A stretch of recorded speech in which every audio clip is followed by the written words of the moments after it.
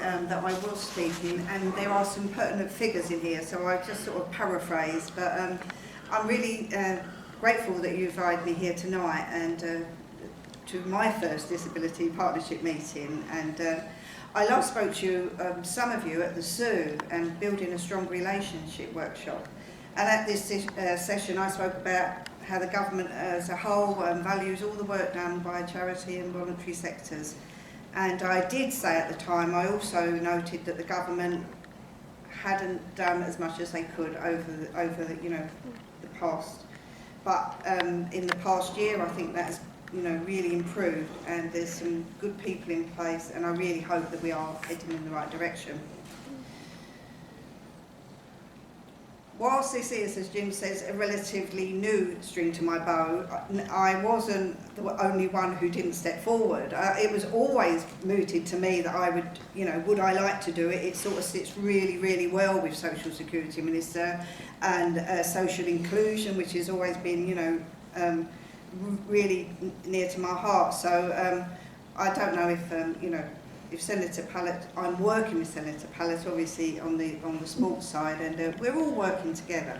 But I am really looking forward to getting to know, I know a lot of people in the room, don't know you all, and as I said, my door is always open, and I really sort of am looking forward to be your champion and bang your drum. So Jim said sort of to say where we are, and this says to me, my notes say, when the government plan is passed, which of course it will be, with no hesitation, there is the first time we have specific funding for the new disability strategy. So in the first year, 2020, we have about 351,000, rising to 600,000 annually in 2021 and 22. And this new funding is alongside other related initiatives. So we have the sports disability adults living at home, support disabled adults living at home, and we also have Jersey Property Holdings are doing a massive work on their public estates, and this includes prioritising improvements to the existing public buildings, which I know, we have to start with our own stock. This work is due to be completed in early 2020, and funding will come from the 2.5 million in the capital programme, so that's more money, and there's also money in the minor capital projects of 4.3 million, and all buildings including Le Canave are designed to meet requirement of standards of access. From 2020 onwards, the government plan aims to fund 2 full-time posts in government with the sole aim of processing the disability strategy and raising awareness of the needs and aspirations of disabled people both within government and throughout the wider community. In addition, the plan looks to secure a permanent policy resource dedicated to disability and diversity policy development, as well as a full-time disability inclusion officer within Jersey Sport. And that goes back to my opening remarks. We are working together and we need to. And these new posts will support and complement the great work that's already being carried out by organisations like yourself and the wider community. My officers are currently working with the Disability Strategy Diversity Group, sorry there's so many new names and a lot of you are in the same groups, to agree actions that we want to prioritise for 2020. Many of you are here, and I really look forward to carrying on with the officers and doing this work. As part of this work, I would like to begin the process of exploring how Jersey may seek, this is really important to me, seek the extension of the ratification of the United Nations Convention of the Rights of the Person with Disabilities.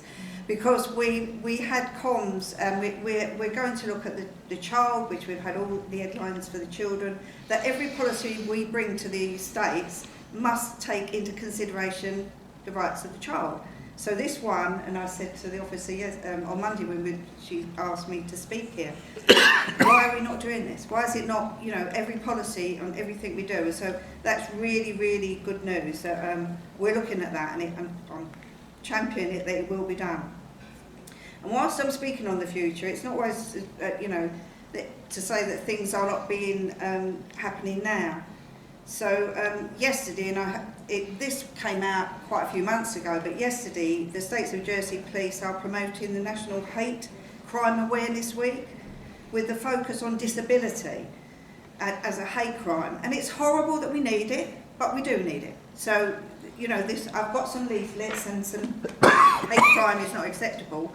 But I brought them along tonight because it's, again, like the transport strategy. You need to know, you need to tell your stories because of, you know, how hate crime has affected you. So, as I say, I'm really, really looking forward to working with you, and I'm sort of here to answer any of your questions. So, thank you. Thank you, Judy. For Deputy Martin, I think we got one or two hands up. We start with Andrew at the back then. I was just interested, you're talking about the United Nations. What does that actually involve, and what does that mean for disabled people on the island? Well, look, it's a stand of you know, the convention, and as Jim said, it will have lots of implications. But it's something that it did occur to me why, and when I know that, you know, we're doing all our policies and we're making. Having due regard and everything on the rights of the child, so there'll be certain standards, and you know, my aim is to sign up to this, and then, you know, every policy that comes through government must look at how this implicates on this disability. I think that's how I understand it, Jim. Yeah. But yeah, I mean, it's massive. It's, you know, a recognised convention all over the world, you know, United Nations. So.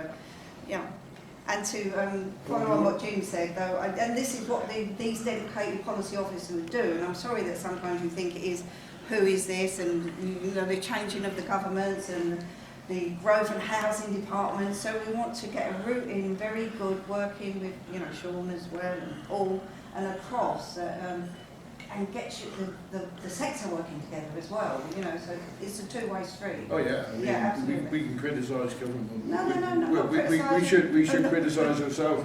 No, I'm not criticising. We're not cooperating in working as effectively as we should. Paul, did you want to add something to what just Mr. they tend to be reported on, so you are very accountable as well. So if it's a case of having a child, you actually have to give that into the wider report instructions of the UN, so they do challenge those to a positive step. Well, it sounds positive. I mean, but it's another thing, isn't it, for people to worry about. Which they not necessarily need to worry about, but because that's people's most people will feel worried that actually there's something that they have to do or they have to think about, and they may not necessarily understand a disability in a way that would then support them to be able to say we're reaching that standard, or who do we go to partner with us to help us reach that standard, or have an understanding of why we need to put something in place. If you don't know that, if you don't have an awareness about it, then how do you kind of reach a standard? Do you see what I mean? Oh, absolutely, and I think that's what we need to do. We need to make sure that people are not worried, and you know, it's not the same as the care registration. It is a convention, and it's like we need. I don't understand why we haven't been doing it, and again, it's probably resources. There's all different things. But, you know, so it's there as a standard, but it is working with people, making sure that anything you think that's going to, you know, affect you, that we can now sort of draw together with the new policy officers and do strands of work. And it may not be the right thing for Jersey, but I can't see why it wouldn't be. If it's United Nations, why wouldn't it be good enough for Jersey people with a disability? Can't make it out yourself, but there you go. Sorry, this lady had a question. Yeah, I was really interested, I'm from ICANN, charity ICANN. Yes. That the fact there's been a budget allowance to go into the state's buildings and to look at to make them more accessible to disabled people. Yeah. Because we very keen to come on board with that. Yeah. The question is, are you going to be going to the charities to support the consultation of those buildings and what's required? How is that going to sort of act out? Well, there is already a new guy from in Property Holdings, am I correct? He's looking at all states buildings at the moment to see what they need doing. Some of them not so much, but some of them do need a lot of work. That's the budget. Well, are you talking about not our buildings, or do you want to Well, I'm talking about concentrate? ones that are accessible, because like, for example, the Kennebay Sports Centre, let's Yeah. use that for example. Mhm. That needs quite a bit of work doing, and us as a charity, if we've got skilled staff Yeah. and able to sort of say to you guys, right, this needs to be taken on board, Mm. is there going to be a period where we can actually support? I don't know the answer. There should. I don't know if anyone knows the answer to that. Oh, Anna may do. Anna, So, mate. Anna's speaking. So at the moment, they're working with occupational therapists. They're focusing on a little bit. What I can do is put you in touch with the person leading on that project and see how it can work for parents that aren't physically parents, sensory parents particularly, and see how that can work in terms of partnering with them and to provide. Yeah, okay. Yeah, Mike, you got a quick- oh, sorry, Mr. John. Trevor? Thank you. Following on from that about buildings, one of the problems at the moment is that if you want to go into Broad Street, and as I, for instance, could barely walk some months ago and need to go in a scooter, I was told I couldn't take it in. When I wrote, I was told I could leave it in the garage at the back to walk through. Well, that was because a fire officer had said you couldn't have a mobility scooter in the building. Yeah. So what is the point in somebody from Property Holdings going round and making recommendations which will cost money, the work being carried out, and the fire officer saying, you can't take the thing in. If you need to have a power chair or a wheelchair, scooter, then surely the buildings should be able to take them. Otherwise, the state is going to be in a position it won't be able to employ disabled people. Oh, you know, going forward, this is why we're doing the audit, and there's money. But as you say, that I don't know whether that would resolve that building in Broad Street. I mean, we were put in that building. Ideally, we were promised years ago a state's proper building which would have proper disabled access. That's still on the table, and I don't know where it is, but or how much money it's going to cost. But it's new buildings have got to absolutely reach the standard, which I'm told the Kennebay is well reaching the standard. But that's a school. Perfectly understand that if you can't come to us, we should be able to find somewhere that's more convenient. I mean, with an appointment or something, it's not ideal. It's not ideal. Yeah, you can get in, it's that they didn't want it, Yeah, yeah, which is against the discrimination, which is, Right. in my view. yeah. Right. John is aware of it. I do audits of buildings. I've audited several buildings recently which are occupied by departments of the states, and they're rented from private landlords. And because they don't do any alterations, they don't have to comply with accessible standards as they should be. Now, that's a loophole which the state seems quite happy to allow to happen. Now, your auditors are looking at state property. They won't be looking at those properties. Now, so there are some very important buildings which are not accessible. This is a disability group. We haven't even got a sound system operating. You see, now this is the depth of ignorance in the island about disability issues.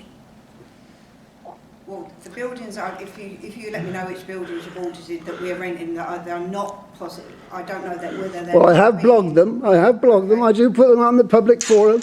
And the fact that states members ignore them, I'm afraid I can't go round mopping up after every states member. But you talk about, according to the island plan for the last 20 years, there are 360 international conventions, obligations and treaties which Jersey has signed up to. Signing up for another one isn't going to make the slightest bit of difference unless it's in our heads. People have to be educated. At your office, I don't know what you call yourself, even though Social Security, you have to have a designated officer who is responsible for disability issues. Or just say, And we'll have policy officers. you have a policy officer for sport, you're saying, No, that's. but you want somebody people can go and see and discuss. Slow down, Mike. Give them an Separate money, right, that's opportunity to completely respond. separate money. The sport is separate money to the policy officers, and the policy officers dedicated to speaking to people with disabilities. And what we actually need, so. But it's not- Buildings, I mean, the buildings, if you don't let me know the buildings, I don't know what. Well, I can send you the videos.